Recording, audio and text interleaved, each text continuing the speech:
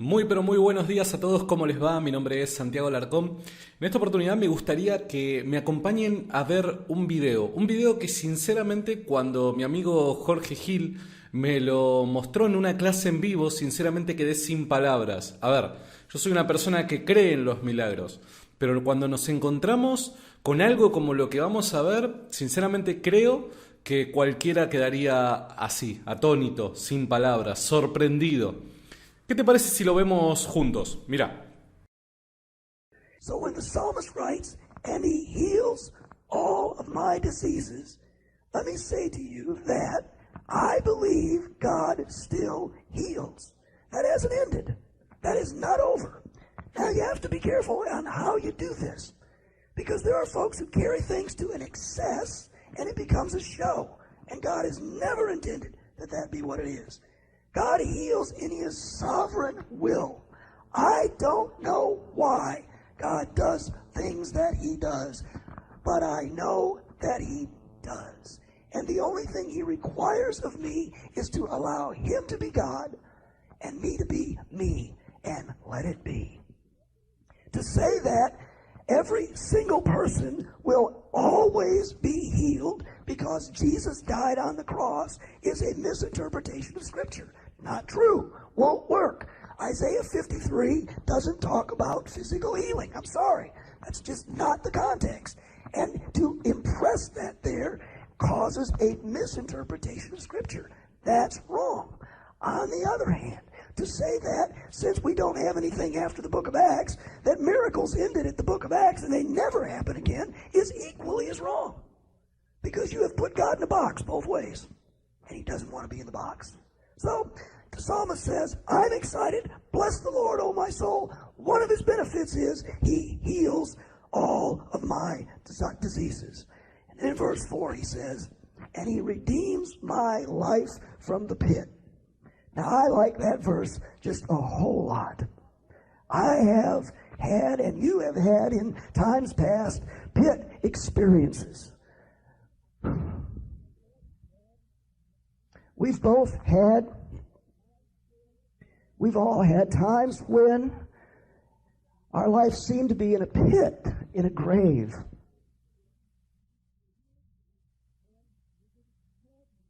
And we didn't have an answer for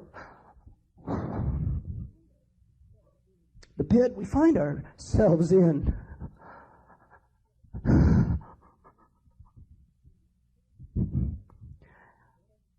And I don't understand this right now.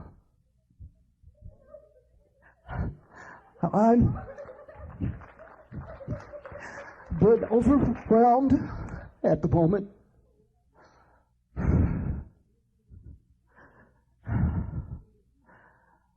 I'm not quite sure what to say or do.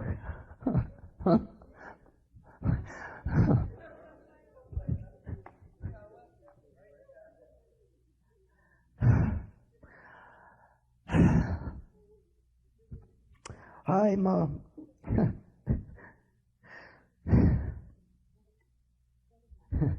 sounds funny to say at a loss for words.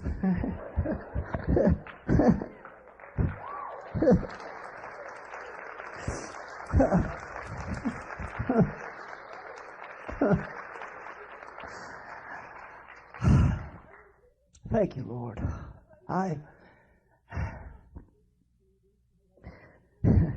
He redeems my life from the pit and crowns me with love and compassion. He satisfies my desires with good things so that my youth is renewed like the eagles. The Lord works righteousness and justice for all the oppressed. The Lord is compassionate and gracious. The Lord is slow to anger. The Lord is abounding in love. The Lord will not accuse, nor will he harbor his anger forever. He does not treat us as our sins deserve. That's mercy. Or repay us according to our iniquities. That's mercy. For as high as the heavens are above the earth, So great is his love for those who fear him. As far as the east is from the west, so far as he removed our transgressions from us. A ver, es tremendamente conmovedor, ¿no? Cuando pasan este tipo de cosas. Ahora, quisiera mencionar algunas cosas acerca de los milagros al pasar. La pregunta que nos hacemos en principio es ¿cómo identificamos lo que es un milagro? Hay ciertos hechos asombrosos que todos hemos vivido en algún momento en nuestras vidas, pero no todo hecho asombroso es un milagro. Un milagro debe de cumplir ciertas características para poder llamarse como tal. ¿Por qué decimos que deben de cumplirse ciertas características? Porque cuando afirmamos que algo es un milagro, estamos afirmando de que Dios actuó de manera sobrenatural en una determinada circunstancia. Por ende debemos de aprender los cristianos a ser muy pero muy cuidadosos a la hora de algo llamar milagro. La pregunta es, ¿está bien documentado el milagro en principio? Debemos de ser conscientes que la mayor parte de las veces, y decimos la mayor parte de las veces porque estoy tratando de ser cuidadoso en las palabras que utilizo, porque tal y como decía el pastor Duan, no debemos de meter a Dios dentro de una caja.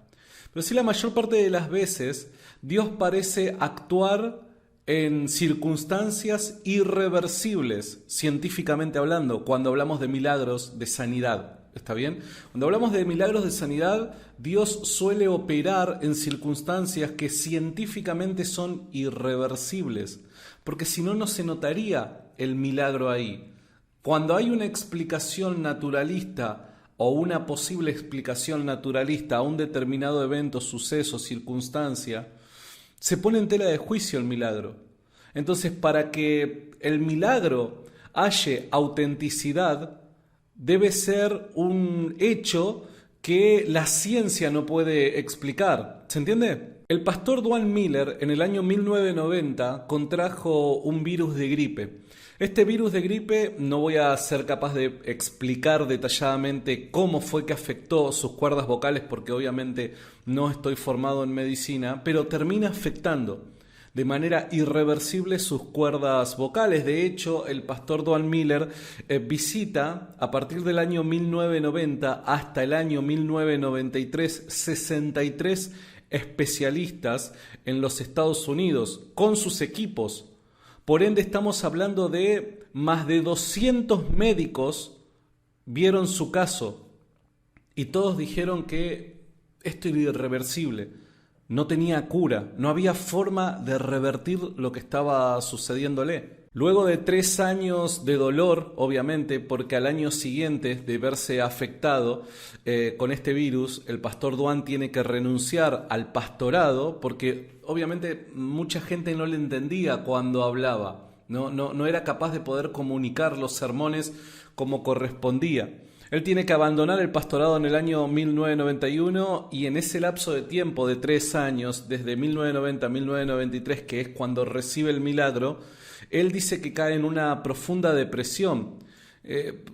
La verdad es que lo que él describe es que llega a sufrir grandes crisis emocionales. Hasta se le cruzó por la cabeza el hecho del suicidio. Es terrible esto.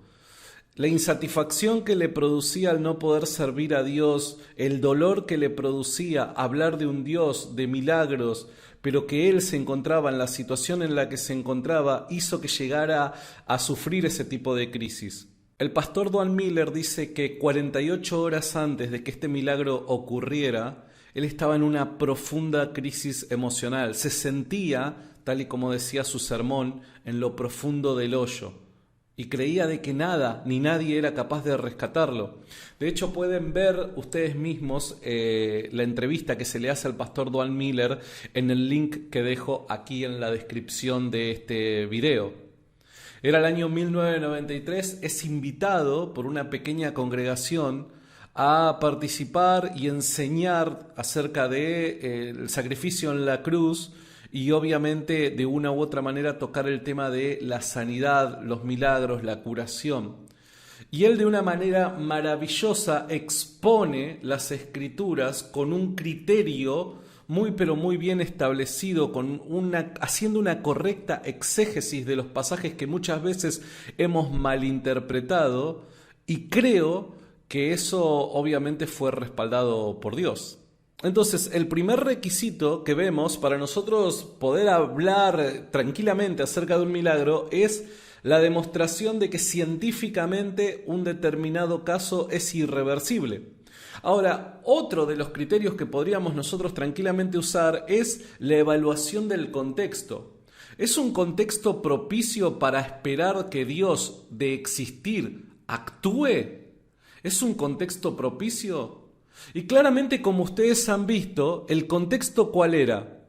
Un hombre de fe que estaba siendo destruido emocionalmente por una situación de una enfermedad, enseñando, exponiendo las escrituras correctamente, sin caer en el error, sin vacilar, predicando, anunciando el poder de Dios más allá de la situación emocional que estaba viviendo puertas hacia adentro, clarificando temas, clarificando ideas que muchas veces hemos malinterpretado, y esto claramente Dios lo ha sellado a través de un milagro.